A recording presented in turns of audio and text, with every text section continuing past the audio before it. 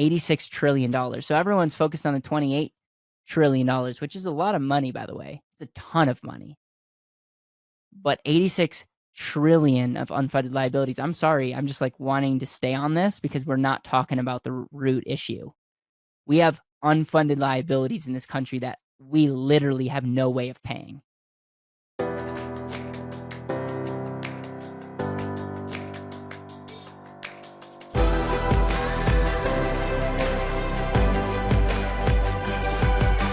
This is Better Wealth with Caleb Williams.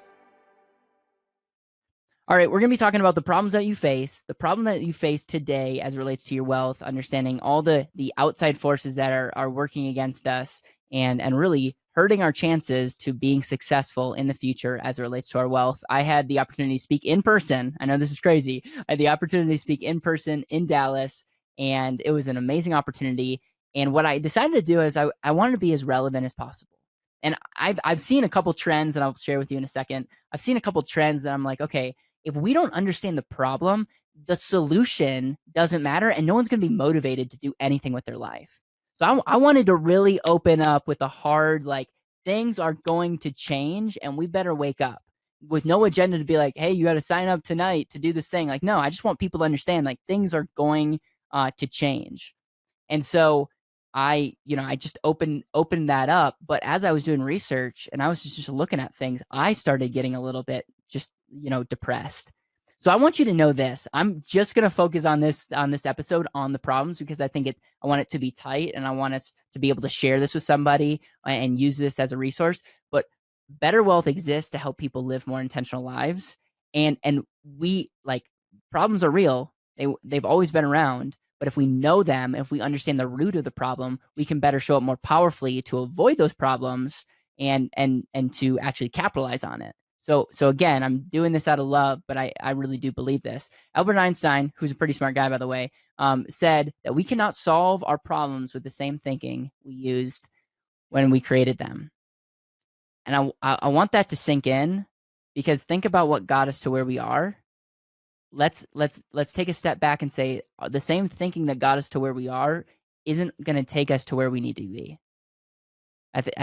Look at history. There's a lot of evidence to say that is true. So if you're watching this on YouTube, obviously you'll see some of my slides. If you're listening to this, I'm going to do my very best to communicate this. I could come up with a lot of problems. I summarize them to a few, but I think if you understand the root of where this is coming from, I think it'll be interesting. So the first problem is inflation. Okay. Now I have this gift of, like, this guy just cranking out money left and right.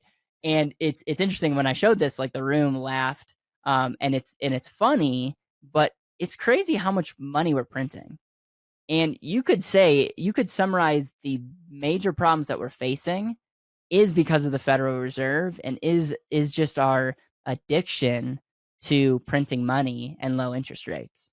I mean, they very much correlate, but we're just printing money. And yes, like, I mean, like, yeah, I don't want to get super political. Was the money important? I'm not gonna debate that at this point. The fact is, we printed trillions of dollars, and we already print a lot of money every year. And so what does that mean? What does inflation really mean? It means our dollars are getting less and less valuable, i.e. things are getting more and more expensive. So when Robert Kiyosaki says savers are losers, long-term savers, it means your money that you're sitting on is becoming less and less valuable long-term. I've done an episode on the value of controlling money. I'm not talking about that. I'm talking about your money is getting less and less valuable. To have this sink in, and this is something that not a lot of people want to talk about, because when you use inflation, majority of people are not anywhere close to where they need to be financially to do this quote unquote thing called retirement. So $100,000, today, let's just say $100,000 today, okay, let's just use that as a metric. Let's make an assumption that inflation goes up by 3% a year. That's kind of like the history of when you look back at inflation. Now, what's interesting is that's super misleading, because if you actually look at lifestyle inflation, it's much higher. If you look at things, things inflate way greater, and people are spending a lot more money than 3% on, like, a linear basis. But we use 3% because when you look at just the consumer price index and all that's kind of what they use. Okay. Today it's a little bit lower than that, but we also printed trillions of dollars. And so people are predicting that it could be higher. So we'll just use 3% over a long period of time. All right. So 30 years from now, $100,000, you would need $242,000 just to feel or just have the same buying power that $100,000 did. That's over 30 years, which is insane. $100,000 today, what you would need more than twice that, $242,000 just to have the same amount of buying power that $100,000 does today. When over let's say 70 years, so I did a 30-year-old, when 65 they would need 242,000. When they're 100, and again 100's a big time, but we got to think generationally, we think long term, that $100,000 would need to be $682,000 to have the same buying power as it would 70 years ago at 100,000. And this is creating massive problems in quote unquote typical retirement planning, because we don't do a very good job understanding the power of inflation. And we think that, okay, we make good money today and we can live off of less, which might be true in the future, but we also need to factor in inflation. We might be like less may need more gross money because your buying power of your dollars are less. So are we incorporating inflation as it relates to our wealth? Next, how are low interest rates going to affect our wealth? If you look at interest rates and how they correlate to housing prices, how they correlate to stock prices, how they correlate to all these things, it's kind of like a fact. As interest rates go lower, the market and other things will increase. But now that they're at an all-time low, how is that going to affect things like retirements and bonds and insurances? And how is that going to affect things like even like the next 20, 30 years in the market? What would happen if interest rates do go up? Would that affect housing prices? Would that affect the market? Would that affect your retirement? I don't know. Like that, these are questions. How is this going to affect our retirement plan as it relates to low interest rates? The next slide that I show is fear. It's crazy to me how fear can totally cripple someone's ability to think, and totally cripple someone's ability to show up powerfully in their life. And so this is obviously something that has always been around, but something that has really I've become ultra aware of recently. I don't know about you. I don't know where you are as you're watching this or listening to this, but in Denver, I've noticed something that's very interesting. I've noticed a lot of commercial lease signs. Makes sense. Who wants to lease a commercial building right now? Especially, I mean, I know plenty of people that are like, you know what? We're actually not going to renew our lease because this whole working from home thing actually was more efficient. It's another example of why efficiency wins in the end. Like people are happier. They're spending more time with their family. They're not spending an hour each way in traffic. And so less people, I think we could say this with confidence, less people are going to be working in offices. Now, what will the effects be on that 2, 3, 4 years from now? I don't know. I have a funny feeling that things might swing the other way because I'm just making that prediction. But it's interesting to me that like almost every commercial building that I drive by, and now I'm ultra aware of it, has a commercial lease sign.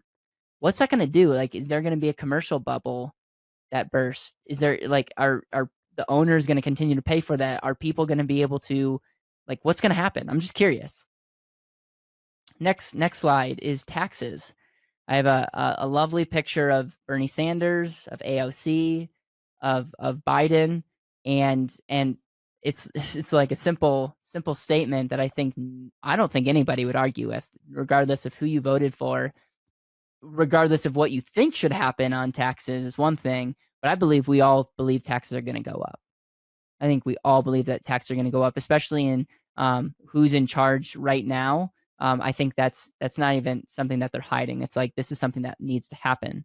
And it's interesting because I showed the U.S. debt clock, and this is actually not the most accurate statement, but there's over $28 trillion, $28.2 trillion of debt that we have right now in our country, which is insane. But what's interesting is there's there's other numbers that are a little bit more alarming. Okay. Um, I showed everybody that there's over $86 trillion of unfunded liabilities. Now, on the debt clock, you can go to usdebtclock.org, and it's interesting because you look down and you see unfunded liabilities. This is money that we literally like are on the hook to pay, and we don't have the money. I want that to sink in, like interest on the debt. Like it's insane. It's insane. Medicare, Medicaid, war, like all these things that we're like, yeah, we're gonna pay for that. We have a liability to pay that. $86 trillion. So everyone's focused on the $28 trillion, which is a lot of money, by the way. It's a ton of money. But 86 trillion of unfunded liabilities. I'm sorry. I'm just like wanting to stay on this because we're not talking about the root issue. We have unfunded liabilities in this country that we literally have no way of paying. Next, this is interesting. I when I was in Dallas, I asked, all right, you have someone that's making 34,000 and they're paying 38,000 every year. Like that's not a good equation. It's like okay, how to become wealthy, spend more than you make. Not a great equation. Okay, right now in 2021, we are bringing in about $3.4 trillion of revenue, i.e. taxes. It's about $10,552 to be exact per citizen. And the money that we're paying is $3.8 trillion, which is $15,149 per citizen. So, in other words, we as a country are spending more on interest on the national debt that we're bringing in tax revenue. Don't necessarily think that is a trend in the right direction, and may back up the fact that taxes might have to go up because we can't just keep on printing money. I guess we can, but there's going to be negative effects to that as well. The next slide is some news articles that I clipped, and one of them says Biden plans to double capital gains tax, and another says that Biden is eyeing a tax rate as high as 43.4%. It's new economy. Obviously, this doesn't affect everybody, but it does affect investors. It affects people that, quite frankly, are adding a ton of value in the economy. And it'll be interesting to see what they do. What's going to happen? Are they gonna be incentivized to sell off quick? Are they going to be incentivized to, like, I heard this one theory that I think was interesting. It's like Biden's, taking some disadvantages away from real estate. And so what he's essentially doing is he's incentivizing big time investors to go buy, single family homes because they can still take advantage of the tax benefits and not do big real estate. And as a result, it's going to drive up the housing on and make it where, ordinary people can't even afford a house. I don't know, but every time we make a law change, especially when it comes to taxes, it's just a form of incentive. And it'll be interesting to see what we are incentivizing long term as a country with what we do with our taxes. So, in summary, so far, taxes, I think, have to go up. Our country is not doing so hot as it relates to the numbers. And so, how is that going to affect our wealth now and in the future? 4% rule. 4% rule is pretty much this this way of thinking as it relates to retirement. You accumulate money. You have $1 million, let's say, in retirement. You can take out 4%. You can include inflation in that adjustment, and then you can, that's the American dream. Save up money, take out 4% of your assets. You can include inflation, and there's a good chance that you won't run out of money, or you'll have some type of money in the next 30 years. So that's a 4% rule, and there's people like Dr. Wade Fowle and others that have done a lot of studies on this. The next slide. So I share with people that, and I could start seeing the gears turning in people's minds and saying, okay, that's not the greatest. Like, to begin with, the 4% rule is not super generous, but I think most people would, some people might say you can take out more, but I'm just showing a lot of news clippings that saying, it's like people are afraid that they're going to run out of money. And there are people like Dr. Wade Fowle that are saying, hey, the 4% rule in a bubble is almost too risky because sequence risk loss is so damaging. And if all you're relying is money in one bucket, that is, volatile, you might have to take out less if you want to have a greater certainty and chance of not running out of money. And so it's again, there are many people for the first time that were getting educated on what the 4% rule was. And then I show them a bunch of news articles that are saying that the 4% rule might be too aggressive.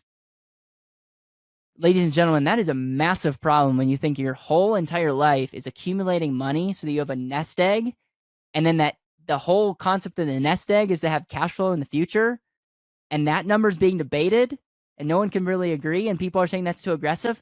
That is a root problem. That is a root problem that I think should wake people up, and it's something that we don't talk about enough. It's something that I'm going to talk more about, because I think the root of just accumulate a bucket of money is going to be less and less attractive the more people understand how distribution rates work.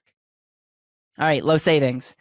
1 in 4 Americans have no retirement savings, and those who aren't saving enough. I think this article from Yahoo Money totally explains it to a T. I.e., no one's saving money, and the people that are saving money aren't saving enough. That could have just summarized everything. I talked about the importance of compounding and control, and I pretty much said, guys, the way that a lot of the problems are eliminating our ability to truly compound our money and truly control our money. I show a little a gift of this guy walking up an escalator the wrong way, and I very much feel like so many of us are doing this. Like we're trying to win, but there's a ton of forces that are working against us, and it very much feels like that. And it's just what I'm seeing. So then I went into Money 101, and Money 101 is essentially cash flow. Cash flow is king. Cash flow makes the world go round. Cash flow is the blood that flows in your personal economy. And so you can focus on that. And so you could say, like, how is cash flow going to be? What are the strengths? What are the weaknesses? What are the opportunities? And what are the threats of your current cash flow today? And then your money can only do 2 things. It's either gone, and once you lose that dollar, you don't just lose that dollar, but you lose it forever, or it's saved and invested. When we come to the problems, because I'm just talking all about these problems, but I want people to understand there's 3 categories: the cash flow that you make, where it goes, taxes, insurance, lifestyle. Are we overspending? Are we being inefficient with the insurances that we have? Are we overpaying on taxes? Or the money that we're invested, are the investments, are the activities that we're putting our money to work, are they going to be able to work for us so that we can continue to live our life? Like, those are the 3 categories. So I talked a lot about the problems with our savings and investments, but quite frankly, a lot of people's problems is their behavior. We want to look at 2001 and, or 2021 and blame it on the government and all these things. And trust me, they're not helping. But at the end of the day, most people are where they are because of their behavior, which is very much internal. And there's people watching this right now that can make more money. Focus all your time and energy on that. There's some people that need to figure out a better strategy as it relates to saving and investing. Focus on your time and your energy on that. There's some people that are way overpaying on taxes and way overspending their money. And yeah, you could tweak some things on your saving strategy and maybe make a little bit more money, but you'd be way better off figuring out how to be efficient in that. And so the reason I want to say that is, in summary, yeah, we can talk about inflation, we can talk about low savings rate, we can talk about the problems with the 401k, we can talk about taxes, we can talk about, is there going to be a commercial bubble? We can talk about the fear, we can talk about low interest rates. We can talk about that our dollars are getting less and less valuable, but at the end of the day, the root cause can be summarized into 3 categories. The money that's coming in. Is there any problems in that now and in the future? Where's our money leaking? Where's it going out? Is that money truly, are we valuing all the things that money's getting us?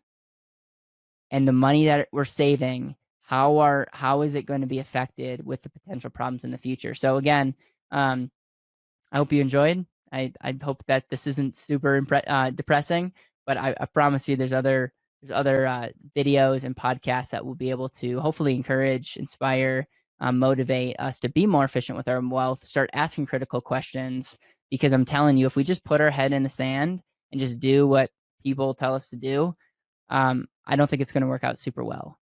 And I'm not saying that I have all the solutions, but my hope is that I can inspire people to ask certain questions about themselves and what they value, and that they can make intentional decisions as it relates to their wealth. That's the goal. It's plain and simple. And I really appreciate you taking the time out of your day to listen to this show, to watch this video, and to share it with the people that need to hear this message.